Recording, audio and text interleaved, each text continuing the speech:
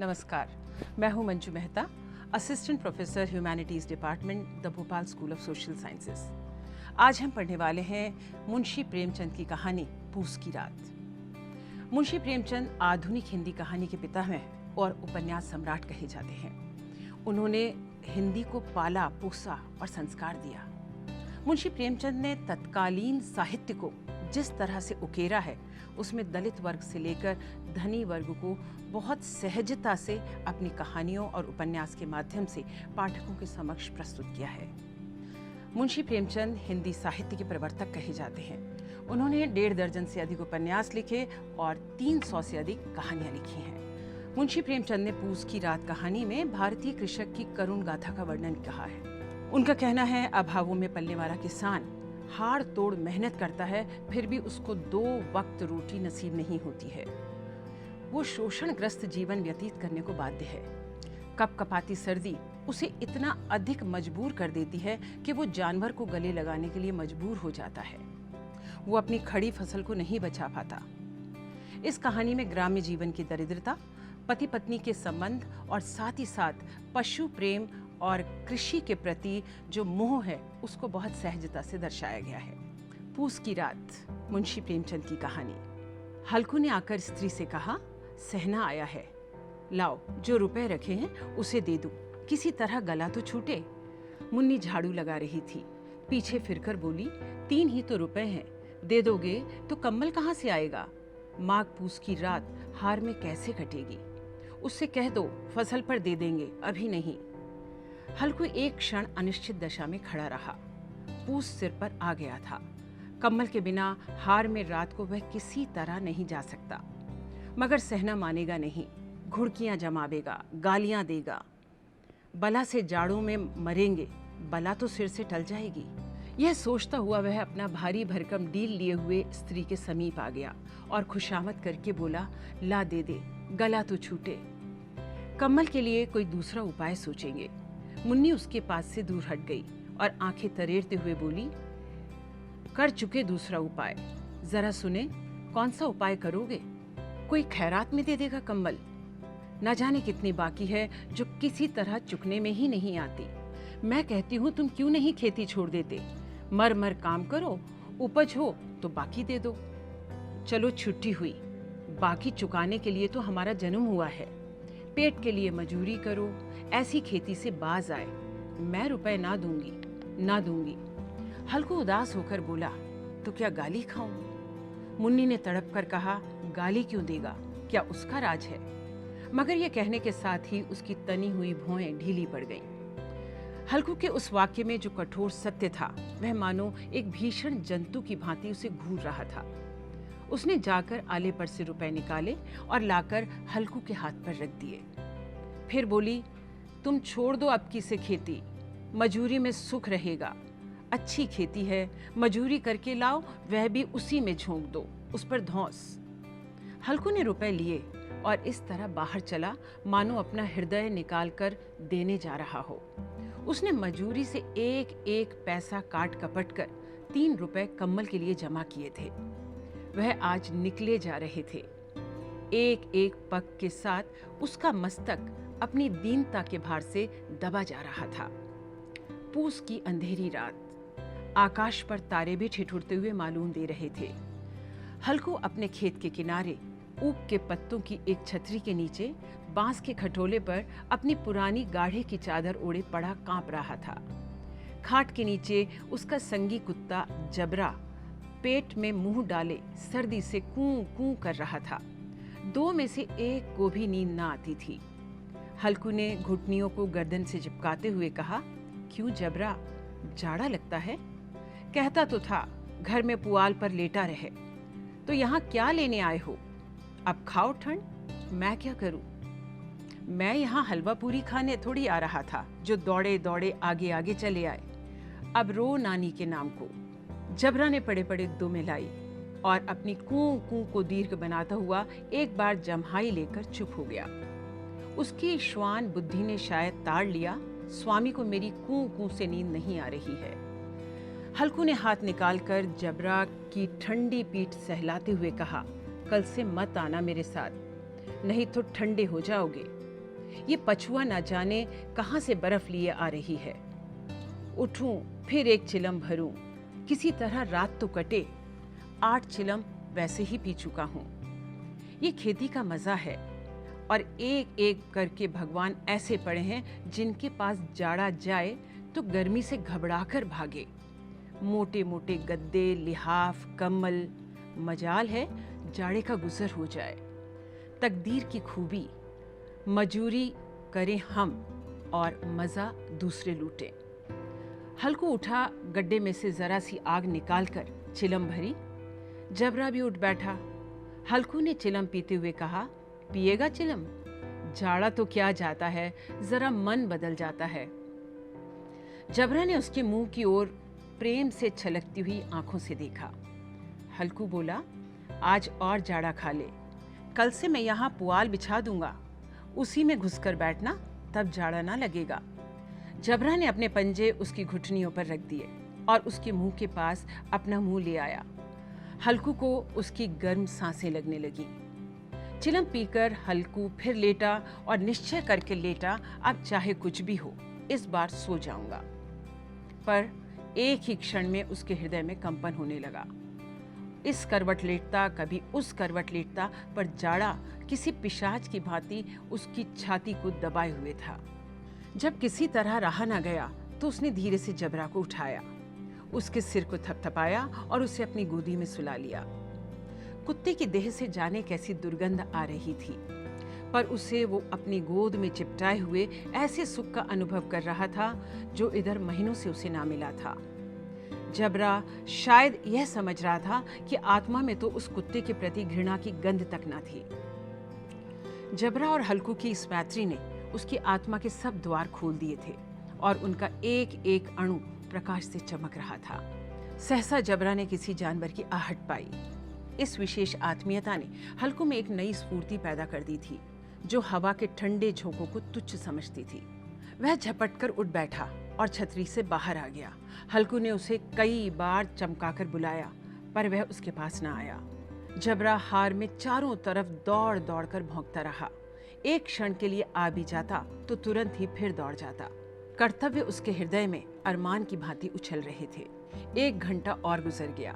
रात ने शीत को बुरी तरह धधकाना शुरू कर दिया। हल्कू उठ बैठा। उसने दोनों घुटनों को छाती से चिपकाकर अपने सिर को छिपा लिया, लेकिन सर्दी अब भी उसकी कम न हुई। ऐसा जान पड़ता था मानो सारा रक्त जम गया हो और रक्त भी हिम बन गया हो। उसने झुककर आकाश की ओर देखा। अभी कितनी रात बाकी है।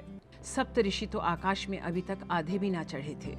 ऊपर आ जाएंगे तब कहीं सबेरा होगा। हल्कू के खेत से कोई एक गोली के टप्पे पर आमों का बाग था। पतझड़ शुरू हो गई थी।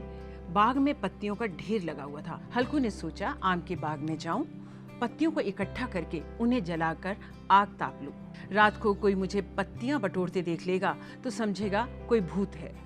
कौन जाने कोई जानवर छिपा बैठा हो। मगर अब नहीं रहा जाता था। उसने पास के अरहर के खेत से कुछ पौधे उखाड़ लिए, उनका झाड़ू बनाकर हाथ में रखा और एक जलता हुआ उपला लेकर चल पड़ा आमों के बाग की ओर। जब जबरा ने उसे आते देखा तो वो उसके पास आ गया और दुम हिलाने लगा।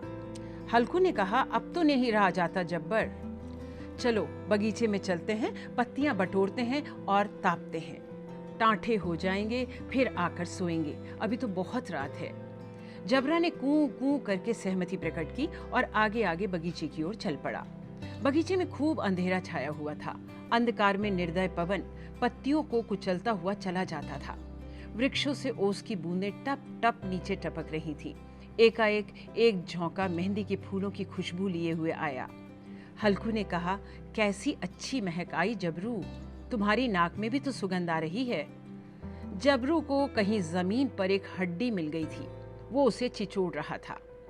हल्कू ने आग जमीन पर रख दी और पत्तियां बटोरने लगा। जरा देर में पत्तियों का ढेर लग गया। हाथ ठिठुरे जाते थे, नंगे पांव गले जाते थे और वह पत्तियों का पहाड़ खड़ा कर रहा था। इसी अलाव में वह ठंड को जलाकर भस्म कर देगा। थोड़ी देर में अलाव जल उठा। उसकी लौ ऊपर वाले वृक्ष की पत्तियों को छू छू कर भागने लगी।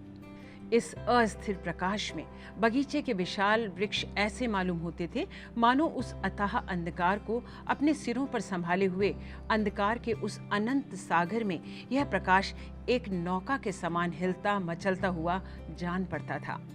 हल्कू अलाव के सामने बैठा आग ताप रहा था। एक क्षण में उसने दोहर उतारकर बगल में दबा लिया, दोनों पांव फैला लिए मानो ठंड को ललकार रहा हो, तेरे जी में जो आए सो कर। ठंड की असीम शक्ति पर विजय पाकर वह विजय गर्व को हृदय में छिपा न सका था। उसने जब्बरू से कहा, क्यों जब्बर, अब तो ठंड नहीं लगती? इस पर जब्बर ने कूं कूं करते हुए कहा, क्या अब भी ठंड लगती ही रहेगी? पहले से ये उपाय क्यों न सूझा? हम इतनी ठंड क्यों खाते रहे? जब्बर ने पूंछ हिलाई। अच्छा आओ इस अलाव को कूदकर पार करें, देखो कौन निकल जाता है। और बच्चू, अगर जल गए तो मैं दवा ना करूंगा। जब्बर ने उस अग्नि राशि को कातर नजरों से देखा। मुन्नी से कल मत कह देना, नहीं तो लड़ाई करेगी। यह कहता हुआ हल्कू उठा और उस आग के ऊपर से कूदकर साफ निकल गया। पैरों में जरा लपट लगी थी, लेकिन कोई बात नहीं। जबरा आग के आसपास घूमकर फिर हल्कू के पास आकर खड़ा हो गया। हल्कू ने कहा, चलो चलो, ये सही नहीं है, ऊपर से कूद कर आओ। हल्कू फिर कूदा और अलाव के दूसरे पार आ गया। पत्तियां जल चुकी थीं, बाग में अंधेरा छा चुका था। राख के नीचे कुछ कुछ आग बाकी थी, जो हवा का झोंका आने पर थोड़ी थोड़ी सुलग उठती थी, पर एक क्षण में फिर आंखें बंद कर लेती थी। हल्कू ने फिर से चादर ओढ़ ली और गर्म राख के पास बैठकर एक गीत गुनगुनाने लगा। उसके बदन में गर्मी आ गई थी, पर ज्यों-ज्यों शीत बढ़ती जा रही थी, उसके शरीर में आलस्य बढ़ने लगा। जबरा अचानक जोर से भौंककर खेत की तरफ भागा। हल्कू को ऐसा मालूम हुआ कि जानवरों का एक झुंड खेत में आया है। शायद नील गायों का झुंड था। उनके कूदने दौड़ने की आवाजें साफ कान में आ रही थीं। फिर ऐसा मालूम हुआ कि खेत में चर रही हैं। उनके चबाने की आवाज चर चर सुनाई देने लगी। हल्कू ने दिल में कहा, नहीं, जबरा के होते हुए कोई जानवर खेत में नहीं आ सकता, नोच ही डाले, मुझे भ्रम हो रहा है। कहा, अब तो कुछ नहीं सुनाई देता, मुझे भी कैसा धोखा हुआ। उसने जोर से आवाज लगाई, जबरा जबरा। जबरा भूखता रहा, उसके पास ना आया। फिर खेत के चरे जाने की आहट मिली। अब वह अपने को धोखा ना दे सका। उसे अपनी जगह से हिलना जहर लग रहा था। इस जाड़े पाले में खेत में जाना, जानवरों के पीछे दौड़ना असह जान पड़ा। वह अपनी जगह से ना हिला। उसने जोर से आवाज लगाई, लिहो लिहो लिहो। जबरा फिर भौंक उठा। जानवर खेत चर रहे थे। फसल तैयार है, कैसी अच्छी खेती थी, पर ये दुष्ट जानवर उसका सर्वनाश किए डालते थे। हल्कू पक्का इरादा करके उठा और 2-3 कदम चला, पर एकाएक हवा का ऐसा ठंडा चुभने वाला बिच्छू के डंक का सा झोंका लगा कि वह फिर बुझते हुए अलाव के पास आकर बैठ गया और राख को कुरेदकर अपनी ठंडी देह को गरमाने लगा। जबरा अपना गला फाड़ फाड़ डालता था और नीलगाय खेत का सफाया कर रही थी और हल्कू गर्म राख के पास शांति से बैठा हुआ था। अकर्मण्यता ने रस्सी की भांति हल्कू को चारों तरफ से रस्सी से घेर रखा था। उसी राख के समीप हल्कू चादर ओढ़कर सो गया। सवेरे जब उसकी नींद खुली तो चारों तरफ धूप फैल गई थी। मुन्नी कह रही थी, क्या आज सोते ही रहोगे? तुम यहाँ आकर रम गए और उधर सारा खेत चौपट हो गया। हल्कू ने उठकर कहा, क्या तू खेत से होकर आ रही है? मुन्नी बोली, हाँ, सारे खेत का सत्यानाश हो गया। भला ऐसा भी कोई सोता है? तुम्हारा यहाँ मड़ैया डालने से क्या हुआ? हल्कू ने बहाना किया, मैं मरते मरते बचा हूँ, तुझे अपने खेत की पड़ी है। पेट में ऐसा दर्द हुआ कि मैं नहीं जानता। दोनों फिर खेत के मांड पर आए। देखा सारा खेत रौंदा पड़ा था और जबरा मड़ैया के नीचे चित्त पड़ा हुआ था, मानो उसमें प्राण ही ना हो। दोनों खेत की दशा देख रहे थे। मुन्नी के चेहरे पर उदासी थी, लेकिन हल्कू प्रसन्न था। मुन्नी ने चिंतित होकर कहा, अब मजूरी करके मालगुजारी भरनी पड़ेगी। हल्कू ने प्रसन्नता से कहा, अब रात को ठंड में यहाँ सोना तो नहीं पड़ेगा। ये थी पूस की रात कहानी मुंशी प्रेमचंद द्वारा लिखित, जिसमें भारतीय किसान की व्यथा का ऐसा वर्णन है जो वर्तमान में भी प्रासंगिक है। वर्तमान में भी किसानों की यही दशा है। भारतीय श्रमिक बहुत गरीब है। वो गरीबी में जीता हुआ जिन परिस्थितियों से जूझता है, संघर्ष करता है, बदले में उसे 2 समय का खाना भी मुश्किल से नसीब होता है। पूस की रात प्रेमचंद की यथार्थवादी कहानियों में से एक है। मूल समस्या गरीबी की है। जब गरीबी होती है तो अन्य समस्याएं स्वतः जकड़ लेती हैं। हमारे किसान राष्ट्र का मूल आधार हैं। उनके पास मूलभूत सुविधाएं भी नहीं हैं। दूसरी तरफ हमारा पूंजीवादी वर्ग, जिनके पास संसाधनों की इतनी अधिकता है कि जिसको वो पूरी तरह खर्च भी नहीं कर पाते। आर्थिक विषमता की ये दरार दिन पर दिन बढ़ती जा रही है और ये बढ़ती दरार हमारे समाज पर एक बहुत बड़ा प्रश्न चिन्ह है। पूस की रात कहानी इसी बात पर तीखा व्यंग है। हल्कू तो इस कहानी में सिर्फ एक माध्यम है। सूरज उगने से पहले एक किसान आता है, अपने फसलों को देखकर अनेक सपने संजोता है। सूरज अस्त होने तक जी भर के संघर्ष करता है, कड़ा परिश्रम करता है, लेकिन उसके अरमान पूरे नहीं हो पाते। इसी जद्दोजहद में उसकी पूरी उम्र कट जाती है। इसी यथार्थ को प्रकट करती है ये कहानी।